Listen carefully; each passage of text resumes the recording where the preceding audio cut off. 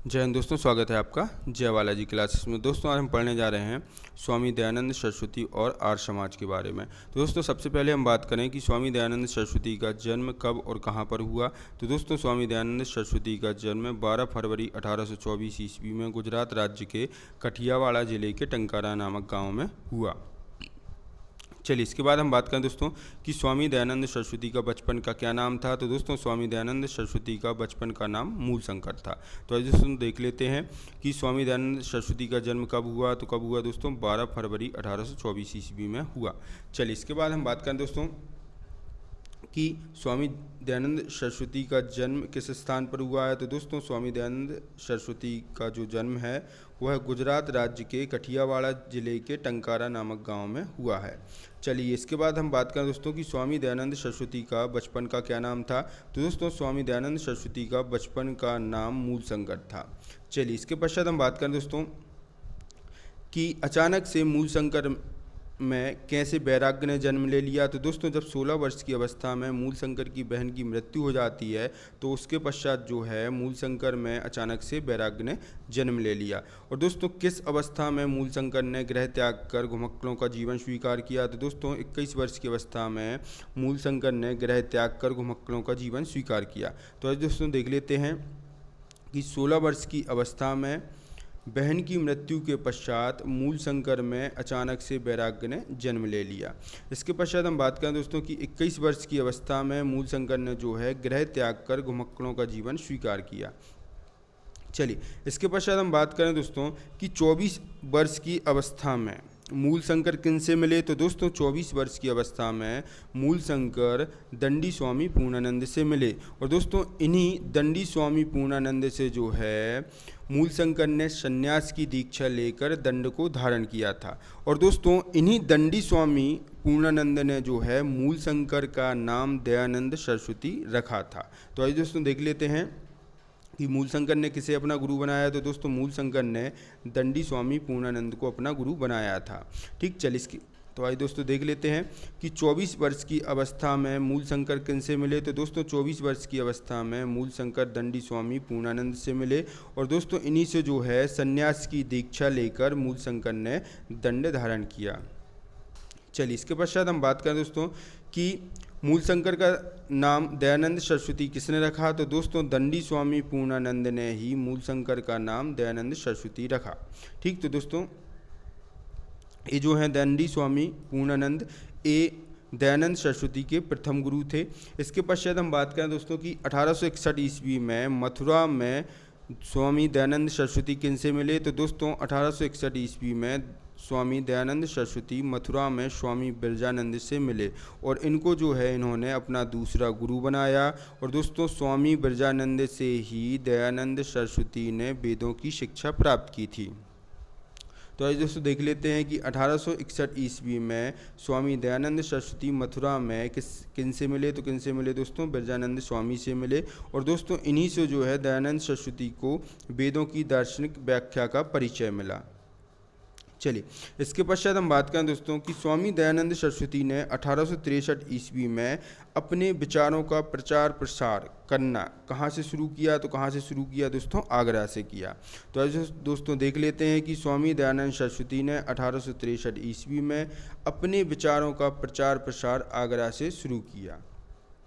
चलिए इसके पश्चात हम बात करें दोस्तों कि वेदों तथा भारतीय दर्शन के अध्ययन के बाद स्वामी दयानंद सरस्वती ने क्या कहा। तो दोस्तों वेदों तथा भारतीय दर्शन के अध्ययन के बाद स्वामी दयानंद सरस्वती ने कहा कि आर्य जो थे वे श्रेष्ठ जन थे, वेद जो है वह ईश्वरीय ज्ञान है तथा भारत भूमि जो है वह विशिष्ट भूमि है। तो आज दोस्तों देख लेते हैं कि वेदों तथा भारतीय दर्शन के अध्ययन के बाद स्वामी दयानंद सरस्वती ने क्या कहा। तो दोस्तों वेदों तथा भारतीय दर्शन के अध्ययन के बाद स्वामी दयानंद सरस्वती ने कहा कि आर्य श्रेष्ठ जन थे, वेद जो है वह ईश्वरीय ज्ञान है तथा भारत भूमि जो है वह विशिष्ट भूमि है। चलिए इसके पश्चात हम बात करें दोस्तों वेदों की ओर लौटो का नारा किसने दिया है। तो दोस्तों वेदों की ओर लौटो का नारा स्वामी दयानंद सरस्वती ने दिया है।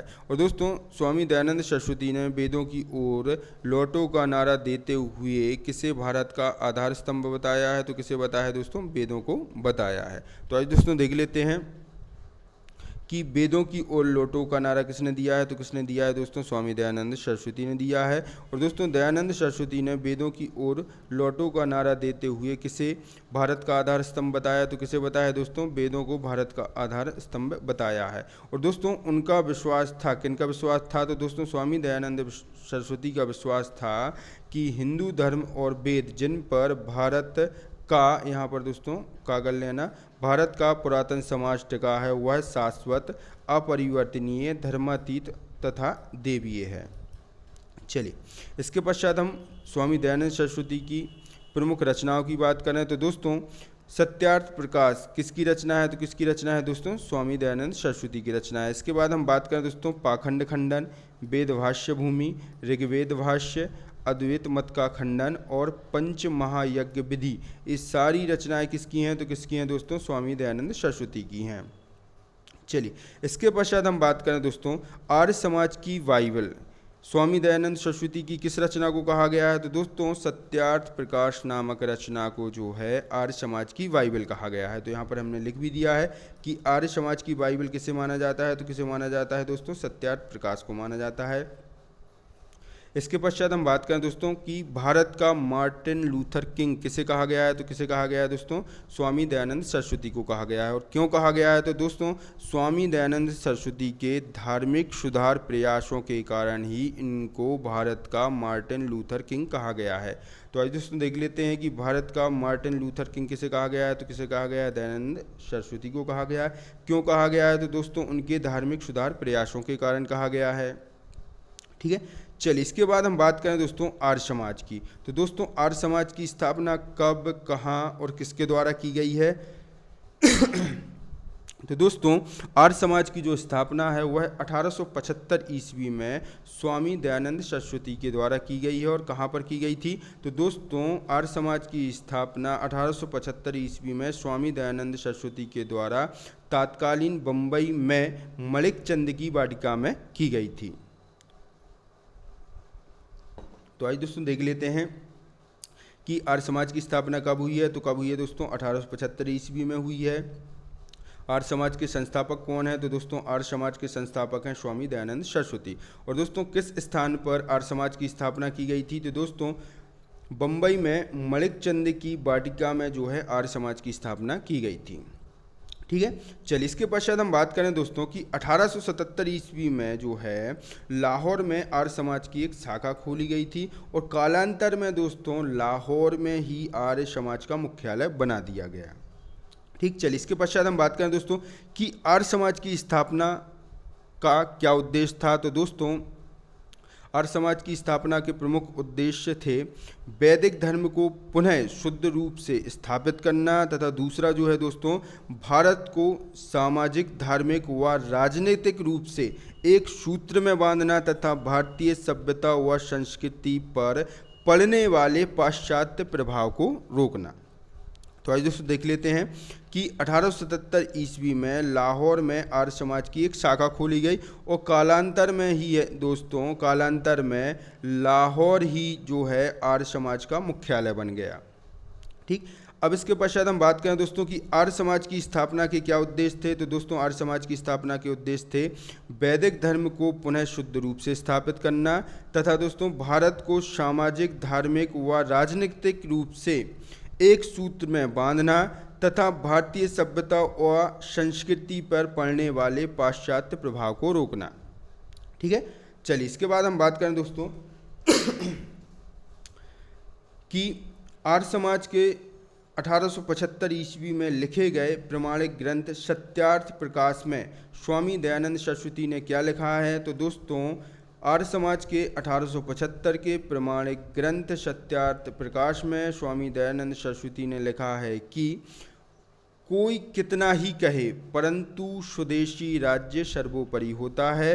और दोस्तों आगे उन्होंने कहा है कि विदेशी राज्य चाहे जितना अच्छा हो लेकिन वह सुखदायी नहीं हो सकता। तो आज दोस्तों देख लेते हैं कि आर्य समाज के 1875 के प्रमाणिक ग्रंथ सत्यार्थ प्रकाश में स्वामी दयानंद सरस्वती ने क्या लिखा है। तो दोस्तों सत्यार्थ प्रकाश में स्वामी दयानंद सरस्वती ने लिखा है कि कोई कितना ही कहे परंतु स्वदेशी राज्य सर्वोपरि होता है। और दोस्तों आगे उन्होंने कहा है कि विदेशी राज्य चाहे जितना अच्छा हो लेकिन वह सुखदायी नहीं हो सकता। ठीक, चलिए इसके पश्चात हम बात करें दोस्तों कि शुद्धि आंदोलन किसने चलाया था। तो दोस्तों शुद्धि आंदोलन स्वामी दयानंद सरस्वती ने चलाया था। और क्यों चलाया था, तो दोस्तों वे लोग जो किसी कारणवश इस्लाम धर्म या ईसाई धर्म में सम्मिलित हो गए थे या जिन्होंने इस्लाम धर्म या ईसाई धर्म को स्वीकार कर लिया था, वे शुद्धि आंदोलन के माध्यम से पुनः हिंदू धर्म में शामिल हो सकते थे, अर्थात उनको ये अवसर दिया गया था शुद्धि आंदोलन के माध्यम से।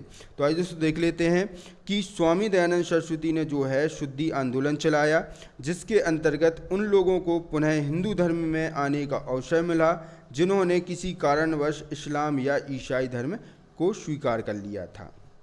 ठीक, चलिए इसके पश्चात हम बात करें दोस्तों कि आर्य समाज का दूसरा विवादास्पद कार्यक्रम कौन सा था। तो दोस्तों आर्य समाज का दूसरा विवादास्पद कार्यक्रम गौ रक्षा आंदोलन था। तो आज दोस्तों देख लेते हैं कि आर्य समाज का दूसरा विवादास्पद कार्यक्रम कौन सा माना गया है। तो कौन सा माना गया है दोस्तों, गौ रक्षा आंदोलन।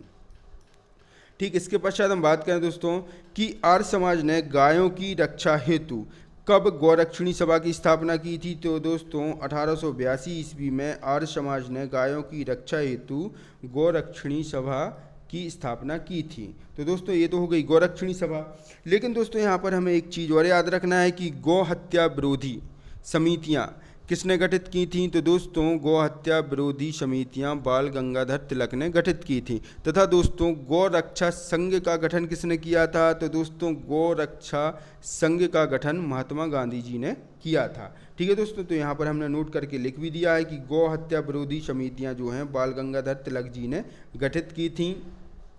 इसके पश्चात हम बात करें दोस्तों कि गौ रक्षा संघ का गठन किसने किया था। तो दोस्तों गौ रक्षा संघ का गठन महात्मा गांधी जी ने किया था।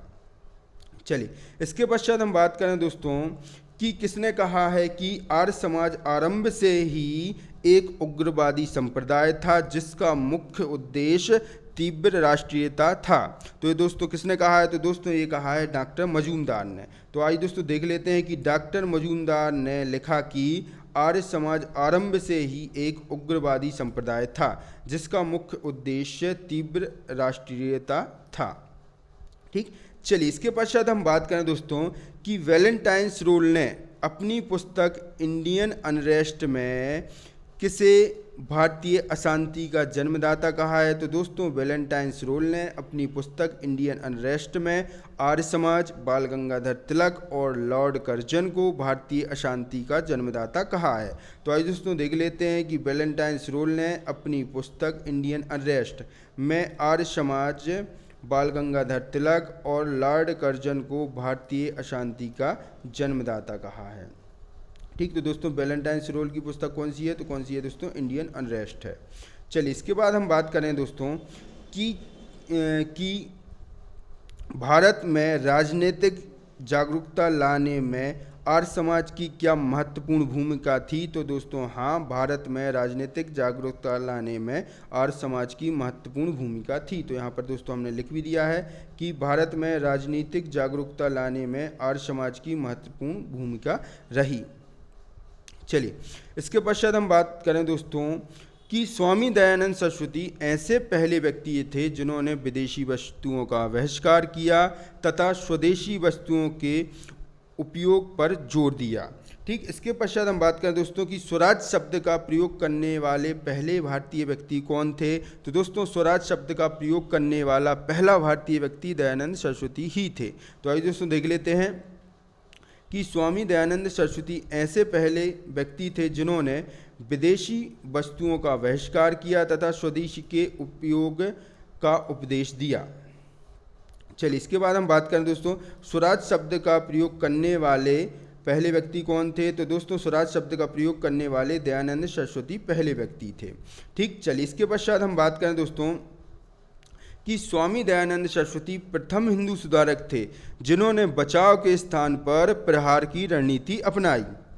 तो आज दोस्तों देख लेते हैं, हमने यहाँ पर लिख भी दिया है कि स्वामी दयानंद सरस्वती प्रथम हिंदू सुधारक थे जिन्होंने बचाव के स्थान पर प्रहार की रणनीति अपनाई। चलिए, इसके पश्चात हम बात करें दोस्तों, एनी बेसेंट ने स्वामी दयानंद सरस्वती के बारे में क्या कहा है। तो दोस्तों एनी बेसेंट ने स्वामी दयानंद सरस्वती के बारे में कहा है कि स्वामी दयानंद सरस्वती ऐसे पहले व्यक्ति थे जिन्होंने कहा है कि भारत भारतवासियों के लिए है। तो आइए दोस्तों देख लेते हैं कि श्रीमती एनी बेसेंट ने कहा है कि स्वामी दयानंद सरस्वती ऐसे पहले व्यक्ति थे जिन्होंने कहा है कि भारत भारतवासियों के लिए है। चलिए, इसके पश्चात हम बात करें दोस्तों कि हिंदी को राष्ट्रभाषा के रूप में सर्वप्रथम किसने स्वीकार किया था। तो दोस्तों स्वामी दयानंद सरस्वती ही पहले व्यक्ति थे जिन्होंने हिंदी को राष्ट्रभाषा के रूप में स्वीकार किया था। तो यहाँ पर हमने दोस्तों लिख भी दिया है कि स्वामी दयानंद सरस्वती ने ही सर्वप्रथम हिंदी को राष्ट्रभाषा के रूप में स्वीकार किया। चलिए, इसके पश्चात हम बात करें दोस्तों कि भारत के सामाजिक इतिहास में स्वामी दयानंद सरस्वती पहले ऐसे समाज सुधारक थे जिन्होंने शूद्रों तथा स्त्रियों को वेद पढ़ने, ऊंची शिक्षा प्राप्त करने तथा यज्ञोपवीत धारण करने के लिए आंदोलन चलाया था। तो आज दोस्तों यहाँ पर हमने लिख दिया है कि भारत के सामाजिक इतिहास में दयानंद सरस्वती पहले सुधारक थे जिन्होंने शूद्रों तथा स्त्रियों को वेद पढ़ने, ऊंची शिक्षा प्राप्त करने तथा यज्ञोपवीत धारण करने के लिए आंदोलन किया। चलिए, इसके पश्चात हम बात करें दोस्तों कि धार्मिक क्षेत्र में किन किन चीज़ों का स्वामी दयानंद सरस्वती ने बहिष्कार किया। तो दोस्तों धार्मिक क्षेत्र में मूर्ति पूजा, बहुदेववाद, अवतारवाद, पशु बलि, तंत्र मंत्र तथा झूठे कर्मकांडों की जो है स्वामी दयानंद सरस्वती ने निंदा की है, या इन चीज़ों का स्वामी दयानंद सरस्वती ने बहिष्कार किया है। तो आज दोस्तों देख लेते हैं कि धार्मिक क्षेत्र में वह अर्थात स्वामी दयानंद सरस्वती जो हैं मूर्ति पूजा, बहुदेववाद, अवतारवाद, पशु बलि, तंत्र मंत्र तथा झूठे कर्मकांडों को स्वीकार नहीं करते थे। ठीक, चलिए, इसके पश्चात हम बात करें दोस्तों कि स्वामी दयानंद सरस्वती की मृत्यु कब और कहाँ हो गई। तो दोस्तों 30 अक्टूबर 1883 ईस्वी को स्वामी दयानंद सरस्वती की अजमेर में मृत्यु हो गई। ऐसा माना जाता है कि दोस्तों कि स्वामी दयानंद सरस्वती की मृत्यु जो है विष दिए जाने के कारण हुई है। तो आज दोस्तों देख लेते हैं कि 30 अक्टूबर 1883 ईस्वी को स्वामी दयानंद सरस्वती की अजमेर में मृत्यु हो गई, और दोस्तों ऐसा माना जाता है कि इनकी मृत्यु विष दिए जाने के कारण हुई। ठीक, चलिए, इसके पश्चात हम बात करें दोस्तों कि स्वामी दयानंद सरस्वती की मृत्यु के बाद जो है 1893 में आर्य समाज दो गुटों में विभाजित हो गया। दो गुट में कौन कौन से थे। तो दोस्तों एक गुट था जो पाश्चात्य शिक्षा का विरोधी था, और दूसरा गुट था जो दोस्तों वह पाश्चात्य शिक्षा का समर्थक था। तो आइए दोस्तों देख लेते हैं कि स्वामी दयानंद सरस्वती की मृत्यु के बाद 1893 ईस्वी में आर्य समाज दो गुटों में विभाजित हो गया। एक गुट दोस्तों पाश्चात्य शिक्षा का विरोधी था, और दूसरा गुट जो है दोस्तों पाश्चात्य शिक्षा का समर्थक था। अब दोस्तों पाश्चात्य शिक्षा के समर्थकों में प्रमुख कौन थे। तो दोस्तों पाश्चात्य शिक्षा के समर्थकों में प्रमुख थे लाला लाजपत राय और हंसराज, और दोस्तों इन्होंने जो है मिलकर 1886 ईस्वी में लाहौर में दयानंद एंग्लो वैदिक स्कूल की स्थापना भी की थी। तो आज दोस्तों देख लेते हैं कि पाश्चात्य शिक्षा के समर्थकों में लाला लाजपत राय और हंसराज प्रमुख थे। इन लोगों ने दोस्तों 1886 ईस्वी में लाहौर में दयानंद एंग्लो वैदिक स्कूल की स्थापना की थी। ठीक, अब दोस्तों पाश्चात्य शिक्षा के विरोधियों में शामिल कौन कौन थे। तो दोस्तों पाश्चात्य शिक्षा के विरोधियों में शामिल थे स्वामी श्रद्धानंद, लेखराम और मुंशीराम। इन्होंने दोस्तों जो है 1902 में हरिद्वार के कांगड़ी में गुरुकुल की स्थापना की थी। तो आज दोस्तों देख लेते हैं कि पाश्चात्य शिक्षा के विरोधियों में स्वामी श्रद्धानंद, लेखराम और मुंशीराम प्रमुख थे, और दोस्तों इन लोगों ने जो है 1902 में हरिद्वार के कांगड़ी में जो है गुरुकुल की स्थापना की थी।